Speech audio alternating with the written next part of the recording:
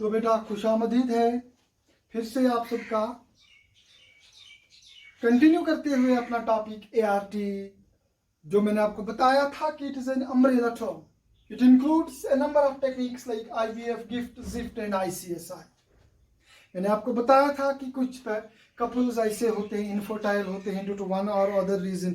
किसी फीमेल के यूटेरस में प्रॉब्लम है, किसी फीमेल के फैलोपियन ट्यूब में प्रॉब्लम है, किसी फीमेल के ओवरीज में ऐसी प्रॉब्लम है, कोई मिसलिनियस प्रॉब्लम है, किसी मेल में कोई ऐसी प्रॉब्लम है, स्पर्म्स का इशू है। तो किसी न किसी वजह से वो क्या होते हैं, they are infertile, they are not able to conceive, या कंसीव होके बच्चा लोग पूरी तरह डेवलप 9 मंथ्स तक नहीं होता है। तो फिर उनके पास एक लास्ट रिजॉर्ट, आखिरी रास्ता जो है ART है। फिर हमने उसमें डिस्कस किया था IVF हमने देखा था कि एग्स को कलेक्ट किया जाता है, फिर स्पर्म्स को, फिर उनको इंक्यूबेट किया जाता है, फिर जाइगोट बनाया जाता है, जाइगोट को मरोला स्टेज तक कल्चर किया जाता है, फिर मरोला स्टेज को फीमेल के यूटेरस में डाल दिया जाता है, या तो सेम फीमेल या किसी दूसरी फीमेल के यूटेरस में। अगर किसी फीमेल का यूटेरस जो डिफेक्टिव है, प्रेगनेंसी कैरी नहीं किया कर सकता, तो वो अरेंज करती है दूसरी फीमेल, उस फीमेल की यूटेरस में इम्प्लांट किया जाता है, ट्रांसफ़र किया जाता है उस प्रो एम्ब्रियो को, जो मैंने बात की थी। I talked about gestational surrogacy.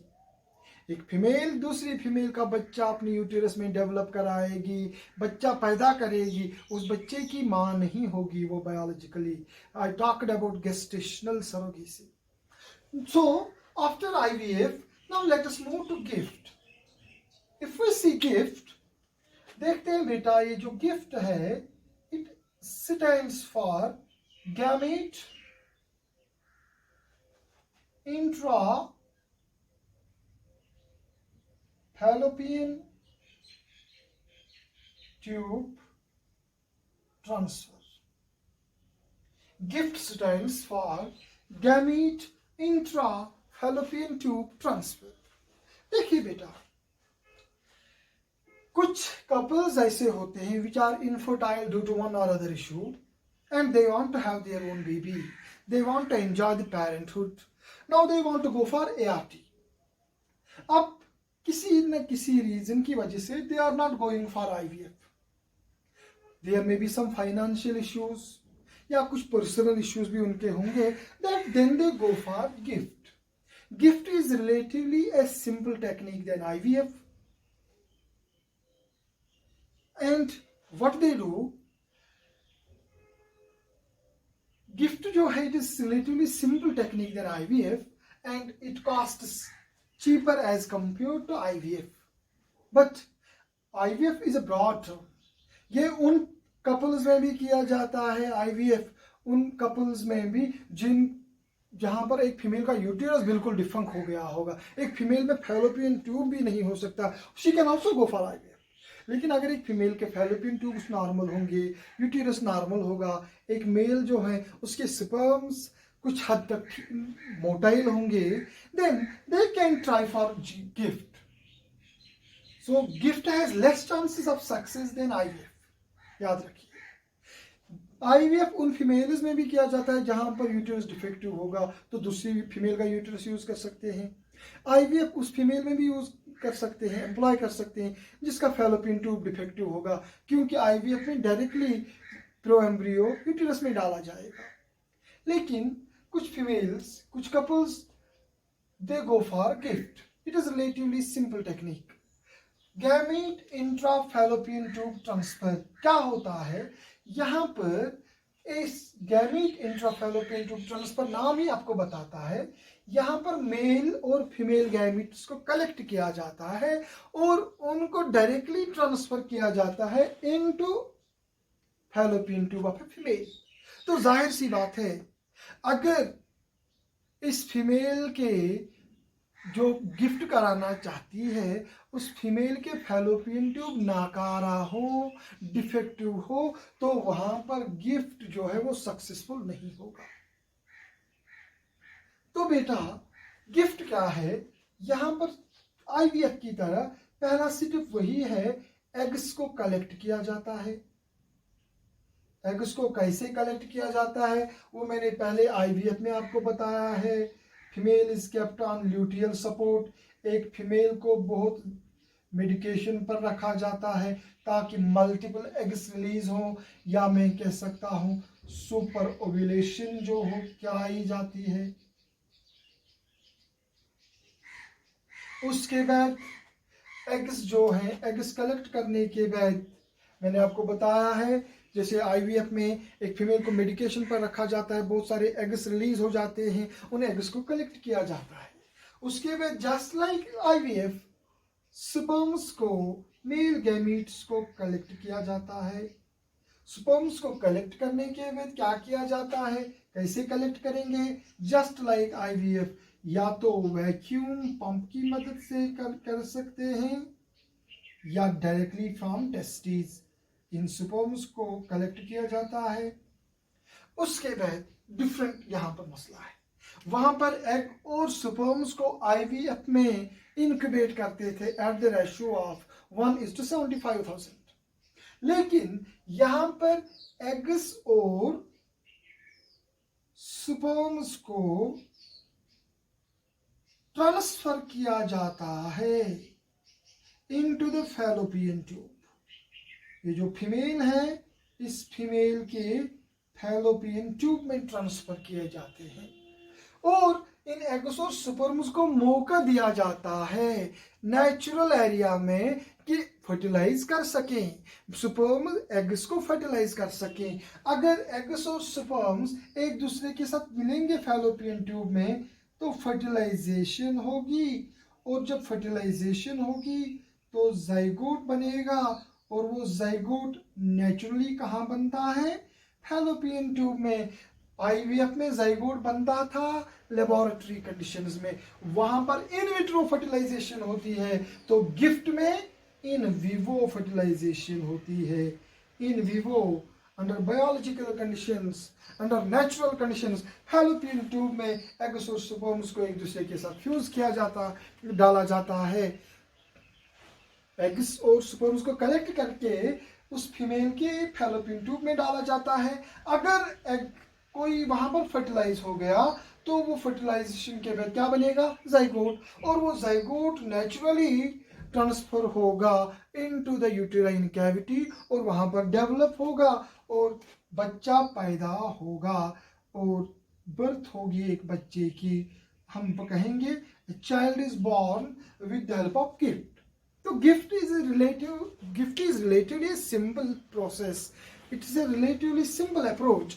यहाँ पर सिंपली एक डॉक्टर का रोल ये होता है to collect the eggs, to collect the sperms, बाकी उनको ट्रांसफर किया जाता है फैलोपियन ट्यूब में। फिर नेचुरल कंडीशंस में फर्टिलाइजेशन होगी, नेचुरल कंडीशंस में जाइगोट डेवलप होगा, नेचुरल कंडीशंस में प्रो एम्ब्रियो ट्रांसफर हो जाएगा, जाइगोट जो है वो फैलोपियन ट्यूब में ही डेवलप होगा, मोरुला स्टेज फैलोपियन ट्यूब में ही बनता है, फिर वो नेचुरली मोरुला स्टेज जो है, मोरुला प्रो एम्ब्रियो जो है वो यूटेरस में जाएगा। अगर वहां पर इम्प्लांट हो गया, सक्सेसफुल हो गया, तो प्रेगनेंसी जो है वो क्रिएट होगी और एक बच्चा जो है वो पैदा होगा आफ्टर 9 months। लेकिन आईवीएफ में दरअसल एक लंबा सा सिलसिला होता है। आईवीएफ में फर्टिलाइजेशन भी बाहर, बच्चे का जाइगोट का बनना भी बाहर लैब में, फिर प्रो एम्ब्रियो भी बाहर बनेगा और वो प्रो एम्ब्रियो यूटेराइन कैविटी में डायरेक्टली ट्रांसफर किया जाता है, ना कि in fallopian tube. Is that clear? So this is relatively simple approach. ये उन कपल्स में किया जाता है जिनके स्पर्म्स थोड़े फंक्शनल हो, जिनके फैलोपियन ट्यूब फंक्शनल हो। देखा जाता है कि उनमें चांसेस हैं नॉर्मल फर्टिलाइजेशन के, सो दे गो फॉर गिफ्ट। लेकिन अगर डॉक्टर पूरी तरह से मुतमईन है कि फैलोपियन ट्यूब में फर्टिलाइजेशन नहीं होगी, फैलोपियन ट्यूब का एनवायरनमेंट ऐसा है, वहाँ फीमेल के फैलोपियन ट्यूब में फर्टिलाइजेशन नहीं होगी, कि मेल का स्पर्म काउंट इतना कम है, वहाँ पर फर्टिलाइजेशन नहीं होगी, so he will not allow for gift, he will only prescribe in IVF. इसी तरह से बेटा दूसरा approach that is called as ZIFT, that is called as ZIFT. अब देखेंगे बेटा ये जिफ्ट क्या है, तो समझ आ गया बेटा। गिफ्ट, यहां पर fertilization in vivo, GIFT IVF में इन विट्रो। अब देखते हैं बेटा गिफ्ट के बाद जिफ्ट क्या है।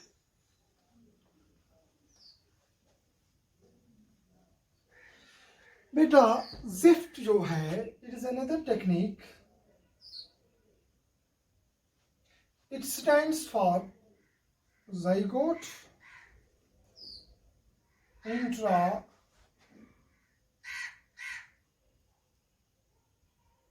fallopian tube transfer, zygote intra fallopian tube transfer। देखिए बेटा गिफ्ट और जिफ्ट में ज्यादा फर्क नहीं है। यहां पर भी जो इनफर्टाइल कपल्स होते हैं व्हाट दे गो डू, सबसे पहले उनके एग्स कलेक्ट किए जाएंगे फीमेल के, फिर फीमेल के एग्स जो हैं वो कलेक्ट किए जाएंगे। वो कैसे कलेक्ट होते हैं आपको पता है।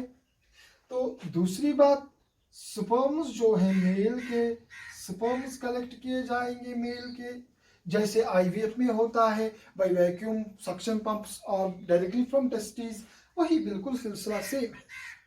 गिफ्ट में, जिफ्ट में, आईवीएफ में एग्स और स्पर्म्स को कलेक्ट करने का सिलसिला एक जैसा है।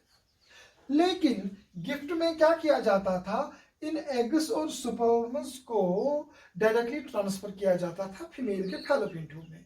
लेकिन यहां पर इन एग्स और स्पर्म्स को अलाउ किया जाएगा टू फ्यूज। कहां पर? Under lab conditions, laboratory conditions में फ्यूज किया जाएगा। तो अगर वो फ्यूज हो जाएंगे तो ज़ाइगोट बनता है। तो आईवीएफ की तरह बिल्कुल आईवीएफ की तरह फर्टिलाइजेशन इन विट्रो, याद रखिए। गिफ्ट में फर्टिलाइजेशन इन विवो, जिफ्ट में फर्टिलाइजेशन इन विट्रो, आईवीएफ में फर्टिलाइजेशन इन विट्रो। तो जिफ्ट में एग्स और स्पर्म्स को कलेक्ट करने के बाद उनको फ्यूज किया जाता है, ज़ाइगोट बनाया जाता है। जब ज़ाइगोट बनेगा, आईवीएफ में क्या किया जाता था, आईवीएफ में ज़ाइगोट को फिर थोड़े दिनों के लिए डेवलप किया जाता था ताकि ये थोड़ा सा मैच्योर हो जाए, मरूला स्टेज तक पहुंच जाए, प्रो एम्ब्रियो बन जाए। फिर उस प्रो एम्ब्रियो को डायरेक्टली ट्रांसफर किया जाता था into the uterine cavity. But in gift, once the zygote is formed, the zygote is directly transferred into the fallopian tube. Zygote is not transferred into the uterine cavity. In IVF हम देखते थे zygote को कुछ दिनों के लिए develop करके pro embryo stage तक पहुंचा के उसको ट्रांसफर किया जाता था यूटेराइन कैविटी में। लेकिन यहाँ पर ज़ाइगोट को अलाउ नहीं किया जाएगा, आर्टिफिशियल मीडियम में नहीं रखा जाएगा। Now the zygote will be directly transport into the fallopian tube. अब फैलोपियन ट्यूब में पहुंचने के बाद ये ज़ाइगोट जो है अब फैलोपियन ट्यूब में इसका डेवलपमेंट होगा। अब अगर इसका डेवलपमेंट फैलोपियन ट्यूब में होगा तो बन जाएगा प्रो एम्ब्रियो। फिर वो प्रो एम्ब्रियो कहाँ जाएगा बेटा, वो यूटेरस में जाएगा। और अगर वहां पर डेवलप हो गया तो एक बच्चा पैदा होगा आफ्टर 9 months।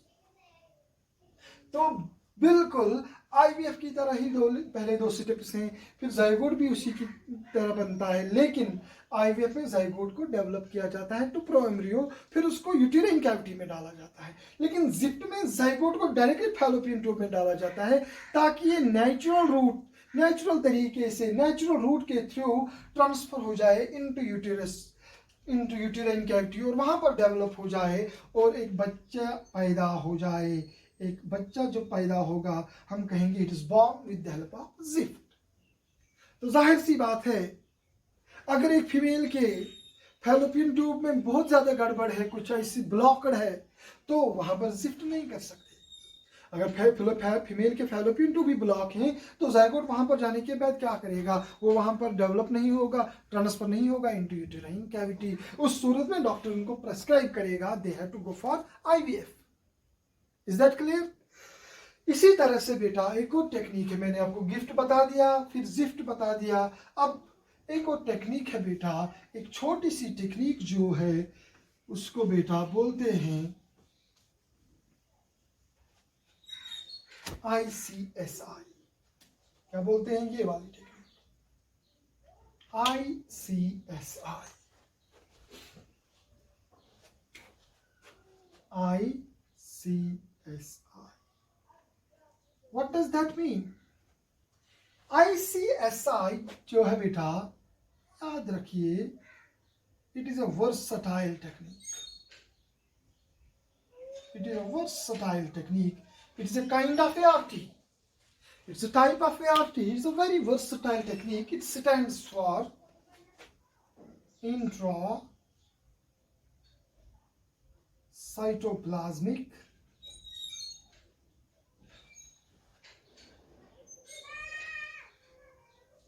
sperm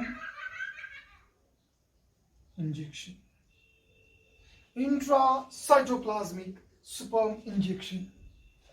क्योंकि आपने बेटा पहले ही पढ़ा है, रिप्रोडक्टिव बायोलॉजी के पहले ही यूनिट में आपने पढ़ा है, एक मेल को फर्टाइल होने के लिए उसका स्पर्म काउंट जो होता है that should be very high.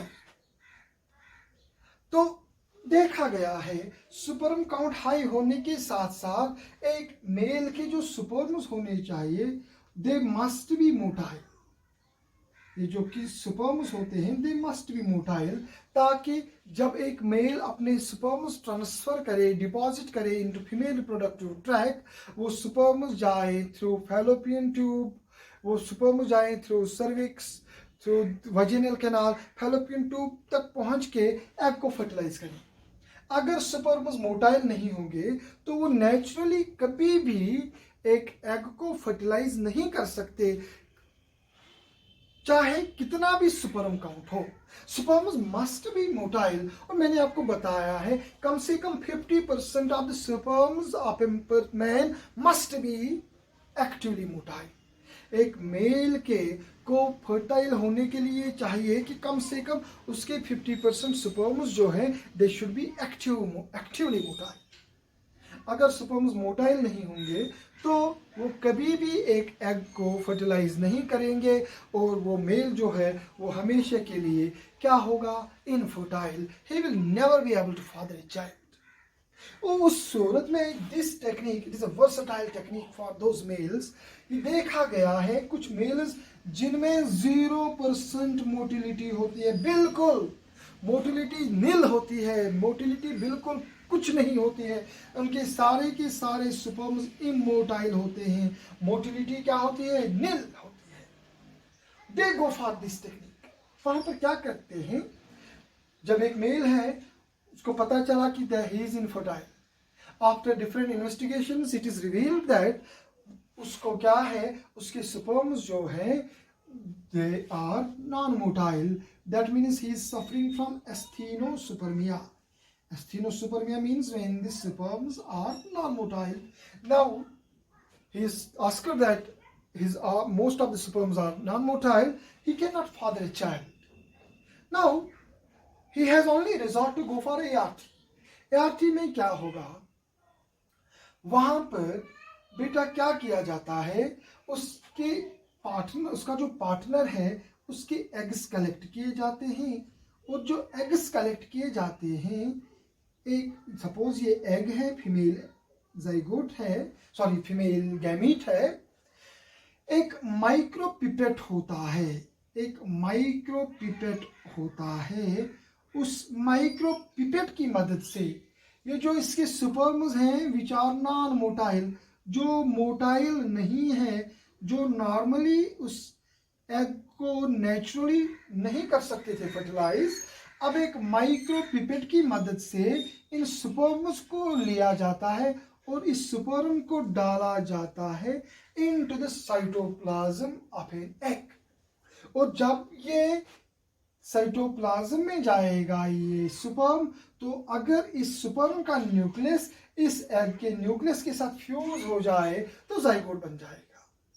So it is a versatile technique for those males where the sperm count is extremely high, but the motility is very low. या sperm count बहुत कम है, तो उस सूरत में भी फर्टिलाइजेशन नहीं कर सकते नेचुरली. तो क्या किया जाता है, उस सूरत में ICSI को एम्प्लॉय किया जाता है.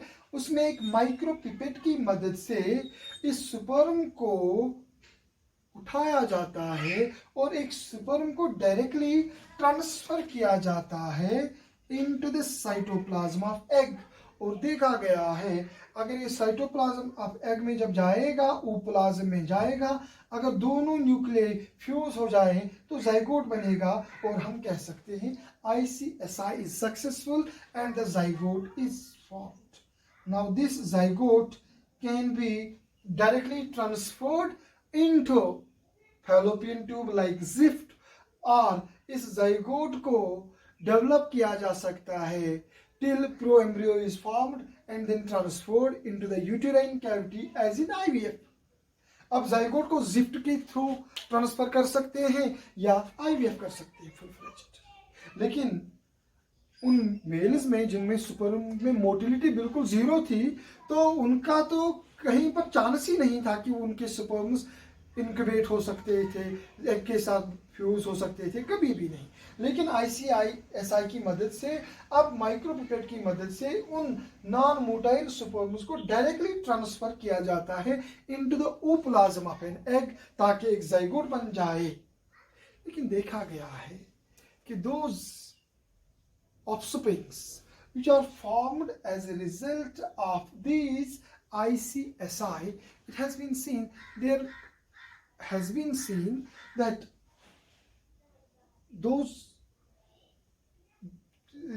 these offspring which are formed as a result of ICSI, they generally suffer from defects.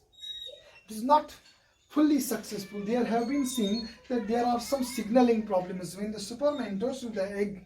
Some signaling problems takes place, or when micropipette is inserted into the egg, fertilization में कुछ होता है तो देखा गया है कभी कभार जो बच्चा है उसमें क्रोमोसोमल डिसऑर्डर्स हो सकते हैं। Is that clear? So that is ICSI. So that is all for today. तो बेटा इसके बाद हम जाएंगे अपने next topic. So that is all for today. Verma Alaina इल्लल बलाग।